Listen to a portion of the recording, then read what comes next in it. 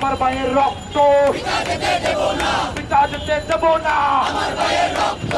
রাজধানীর মিডফোর্ড হাসপাতালের সামনে ব্যবসায়ী সোহাগকে নির্মমভাবে হত্যার প্রতিরোধে ক্ষোভ জড়েছে বন্দরনগরী চট্টগ্রামে। বিভিন্ন রাজনৈতিক দল ও ছাত্র জনতার ব্যানারে আয়োজিত বিক্ষোভ মিছিল ও সমাবেশে উত্তাল ছিল চট্টগ্রাম। বৃষ্টি উপেক্ষা করে হাজার হাজার মানুষ এসব কর্মসূচিতে অংশ নিয়েছে।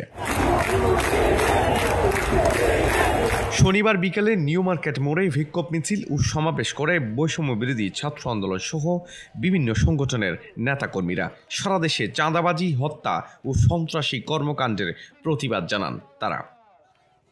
জুলাইয়ের পরে এমন একটা চিত্র, এটা আমাদের জন্য লজ্জাজনক এবং হতাশাজনক বটে। জুলাইয়ের পরবর্তী যদি কেউ আবার নতুনভাবে হাসিনা ওঠার চেষ্টা করে, তবে বাংলার ছাত্র জনতা কখনো এই ব্যাপারটা মেনে নেবে না। দলীয়গতভাবে বিএনপি এই হত্যাকাণ্ডের জন্য তাকে খোলাখুলিভাবে ক্ষমা চাইতে হবে বাংলাদেশের জনগণের কাছে। জুলাই পরবর্তী বাংলাদেশে এমন নৃশংস হত্যাকাণ্ড মেনে নিতে পারছে না তারা।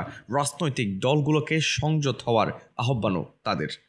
আপনাদের সামনে বিএনপির নেতাকর্মী যেভাবে চাঁদাবাজি করছে, মানুষ খুন করছে, সবকিছুই আপনাদের সামনে। এটার বিচার করুন। এই বিচার করতে 6 মাস লাগবে না, 1 বছর লাগবে না, তদন্ত কমিটি গঠন করতে হবে না, স্পষ্ট আপনাদের সামনে আছে।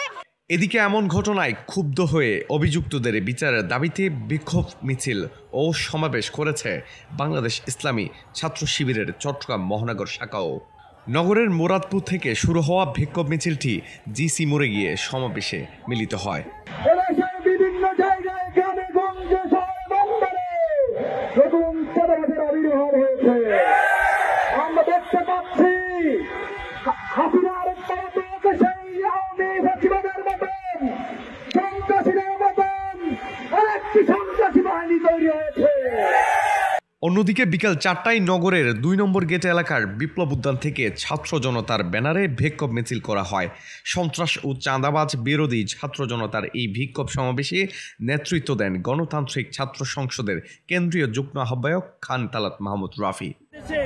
আর কেউ চাঁদাবাজ হইতে পারবে না, নতুন বাংলাদেশে আর কোনো দখলদারিত্ব চলবে না, নতুন বাংলাদেশে আর কেউ সন্ত্রাসবাদ কায়েম করতে পারবে না। যদি কেউ নতুন বাংলাদেশে নতুন করে আবারও সন্ত্রাসবাদ কায়েম করার চেষ্টা করে, ফ্যাসিবাদ কায়েম করার চেষ্টা করে, আমরা তাদেরকে রুখে দেব। আন্দরকিল্লা শাহী জামে মসজিদ প্রাঙ্গণে বাংলাদেশ জামায়াতে ইসলামের কোতোয়ালি থানার উদ্যোগেও হয় বিক্ষোভ মিছিল ও সমাবেশ। মিডফোর্ডের হত্যাকাণ্ড সহ খুন, ধর্ষণ, সন্ত্রাসী কর্মকাণ্ডের প্রতিবাদ এবং 7 দফা দাবিতে এই কর্মসূচি পালিত হয়। জামায়াত মনোনীত প্রার্থী ডাক্তার AKM ফজলুল হক সহ বক্তারা বর্বরচিত হত্যাকাণ্ডের তীব্র নিন্দা জানান এবং নির্দলীয় তত্ত্বাবধায়ক সরকারের অধীনে সুষ্ঠু নির্বাচনের দাবি করেন।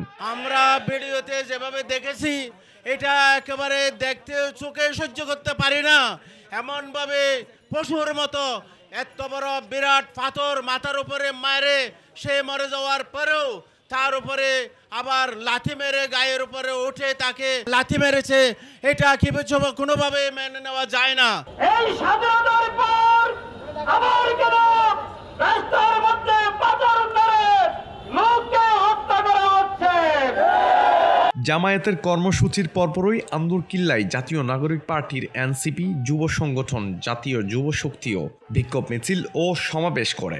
মিডফোর্ডের ঘটনার তীব্র নিন্দা জানিয়ে অবিলম্বে দোষীদের গ্রেপ্তার ও শাস্তির দাবি জানান তারা। পাশাপাশি দেশব্যাপী চলমান চাঁদাবাজি ও সন্ত্রাসী কর্মকাণ্ডের বিরুদ্ধে ঐক্যবদ্ধ প্রতিরোধ গড়ে তোলার আহ্বান জানান। 2000 শহীদ তাদের আত্মত্যাগ করেছিল জুলাইয়ের গণঅভ্যুত্থানে, কিন্তু জুলাই অভ্যুত্থান পরবর্তী সময় এসে আমরা আবার দেখছি আমার প্রিয় মাতৃভূমি শকুন খামছে ধরেছে এই মানচিত্রকে। যে ঘটনাগুলো আমরা দেখছি, আমরা মনে হচ্ছে আমরা সেই আদিম যুগের প্রস্তর যুগে আমরা ঢুকে গিয়েছি। আমরা এরকম এক হীনমন্য এক পিশাচিক একটা মৃত্যু আমরা কখনো আশা করিনি। News desk, Chattogram 24 Chattogram. সাইদ ওয়াসিম